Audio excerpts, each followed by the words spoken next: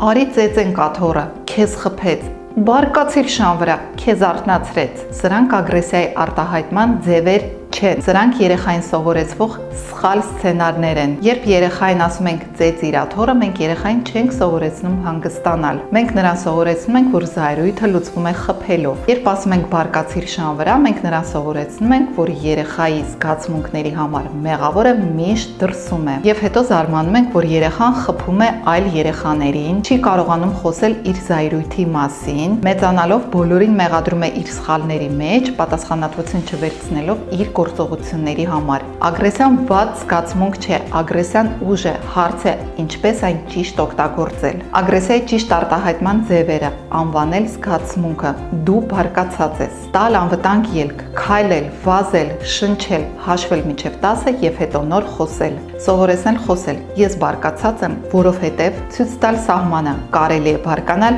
չի կարելի խփել։ Երբ երեխան հասկանում է, որ զայրույթը կարելի է զգալ, բայց ոչ վնասել, նա սկսում է վերահսկել իր ուժը, ոչ թե վախենալ նրանից։ Ուժը ոչ թե խփելն է, այլ ճիշտ արտահայտել այն, ինչ ներսում է։ Ես Էլիզա Մանուկյանն եմ, Կանա կենտրոնի տնօրեն, հոգեբան։ Հիշեցնեմ, Կանա կենտրոնի հոգեբաններով աշխատում ենք մեր 2 մասնաճյուղերում եւ on-line ցանկացած տարիքի մարդկանց հետ։ Դիմեք նշված հեռախոսահամարներով։